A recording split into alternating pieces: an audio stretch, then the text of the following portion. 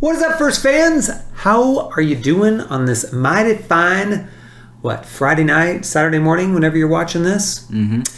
We've got an episode of Studs and Duds from Thursday night. And what that is, we're going to be talking about a couple of players that we think were pretty studly and a couple of players that we think were pretty dudley and are going to need some help. Yeah. So, before we get into it, though, we're going to take a break. Some words from our sponsor. So watch this real quick, and we'll be right back. Hello. If you think about how great Travis Kelce is, you will most definitely want to be one of only 1,000 first fans to receive this beautiful collector card for free. They are individually numbered, and all you have to do is like this video, comment on this video, and subscribe to the Fantasy Football First channel. It's all in the description below. Now go enjoy the rest of the show. Yep. All right, welcome back. You like our new sponsor? I do. All right. Yeah, we just, we were at a party, last week, and he offered, so we said, okay. Nah, not really. But we do have some studs and duds. First stud is going to be from Mr. Devin. Who is your stud My for Thursday first night? stud is James Robinson. He did look pretty good, huh? He looked pretty great last night. I was pretty happy. I mean, they actually used him. Yeah. Well, they used him a lot last week, too. Yeah, but no split this week. Yep. Carlos Hyde, inactive. Yep. Does this mean the coaching staff is turning a new leaf and might know what they're doing, or do we need to still be worried? I actually am going forward James Robinson being a stud the rest of the year. Wow, okay. Yeah. I was one of those people that was really, really, really nervous and worried about drafting James Robinson, especially after... Hey, get in line. Well, after week 1 and 2. I think we were all pretty nervous. In fact, I saw a lot of selling of James Robinson. Yeah, I tried to trade him away in 2 leagues. Luckily, no one bought. But yeah, I'm just so happy about that. I have James Robinson right now. Yeah. He's getting a lot more attention. Last week he got some receptions. Yeah. This week, not so many receptions, but that happens to everybody. I'm not really concerned. But yeah, he's getting so much more attention. Right now he is 5th in carries, 4th in yardage. He's 3rd in targets, 7th in receptions. Now you have to kind of take that a little bit because he's played one extra game than everybody else. Yeah, that is true. So yes, he did get bumped up, but it's a little bit fictitious yet. But I will also note that the first 2 weeks were almost nothing for James Robinson. So I'm taking it. He's definitely done a lot better the last few weeks. Yes. I agree. So you like him for the rest of the year going on? Yeah, I do. Okay. Definitely. So if you got him, keep him? Yep. I don't know if you can trade for him right now because he's probably going to be a sell high, and I don't know if you'd want to pay high for him, but if you can get him at a reasonable price, maybe go for it. Yep. Okay. My stud was Tyler Boyd from the Cincinnati Bengals. Not the unforgotten. How about just the forgotten wide receiver? Of course, T. Higgins was out this game. Right. So that kind of allowed him to shine. Last year, he played really well with Joe Burrow. Yeah. So, he kind of got off to a slow start this year when you draft Jamar Chase, so that's probably going to happen. But with just Chase and Boyd, Boyd did really well, 9 for 118, and didn't get into the end zone, but he looked pretty good. And if you're in the PPR, that's pretty nice for you. Yeah, I liked him. I didn't play him, unfortunately. Yeah. But I wish I did. And I wouldn't be trading for him or anything. We just, I think that was a stud, and you might be able to fill him in here or there. If T. Higgins is out again next week, then he's probably a usable play. I don't know that I'd probably use him more than a flex, especially once all 3 of them are playing, unless it's a good matchup. Right.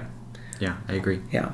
Okay, and then one honorable mention for a stud is Laviska Shenault. Yes. With the outing of DJ Chark, who broke his ankle, I think it was, and is out for the rest of the year, I think Laviska Shenault is going to be very solid. Yes. They're pretty thin at wide receiver besides Marvin Jones and him now, and so I would pick him up if you can, if he's still available at a decent price. I'm going to touch up on that in a little bit. Okay, in a little bit. We'll be right back. No. All right, well then let's pop over to our duds then. You want to give us your dud of the game? Sure. Well, my dud is Marvin Jones. Huh? I'll also be talking about Chenault here as well, because I feel very similarly with this one.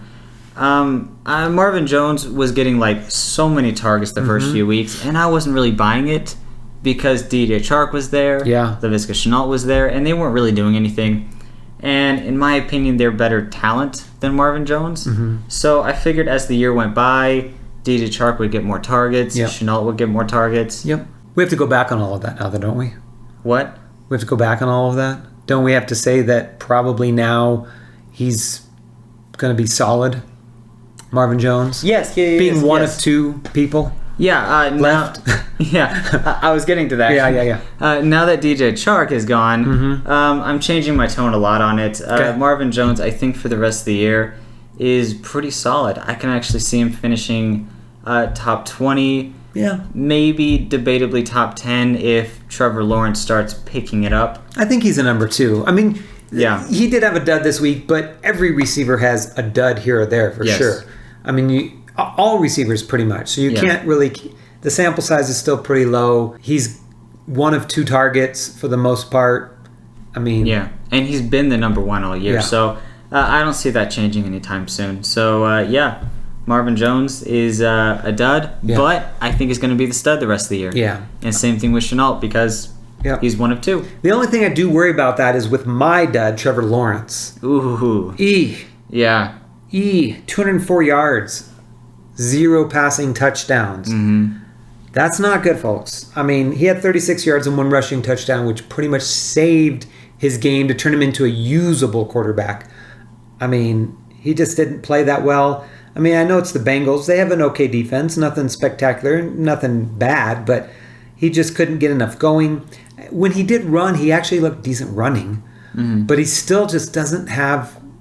Whatever it is, his connection isn't there. I mean, these guys are still catching some passes, but it's just not great. So if Trevor Lawrence can improve and not be a dud, I think it bodes even better for both Laviska Shenault and Marvin Jones. As far as moving forward, being an NFL quarterback, so fantasy aside, it looks like Trevor Lawrence is getting better throughout the weeks.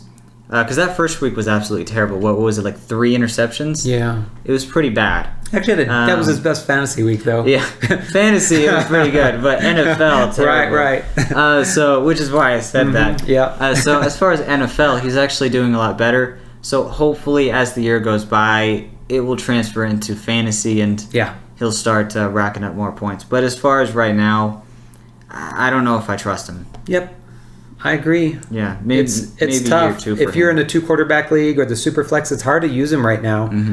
But, I mean, I don't think you can trade him away either because, like we're talking about, as these games go on, he's going to get better. And he is a generational quarterback. And, you know, those guys don't come along very often. So I think once he gets that feeling and his groove together, he could be something good. Although I do temper it a little bit now that they lost Chark. I mean, he just doesn't have as deep of a wide receiver core as he had. So I don't expect him to ever go off, but I expect him to be probably in that high-end number 2 by the end of season. So if you're in a 2-quarterback or Superflex, he'll be very usable. Yeah. Right now, you just have to kind of bide your time, though, if you can last that long. Well, the rushing stats, maybe he can be a quarterback number 1 by the end of the year. Yeah. If you can just get that passing game going. Yeah. That's the main problem with him. Yep, that's been tough. So what do you guys think? Do you have some studs or duds from this Thursday night game? Anybody you like, don't like going forward? Let us know in the comments below. You can put that towards the TRAVIS KELCE Collector Card. All you have to do is... like, comment, and subscribe. And we will send you out a TRAVIS KELCE Collector Card free of charge. So, with all of that being said, we appreciate you watching, and... always remember to... finish first. Thank you for listening to the FantasyFootballFirst.com podcast. Jackson throws complete. Crabtree has it for a touchdown. We hope you enjoyed today's episode. Get more fantasy info and check us out at FantasyFootballFirst.com.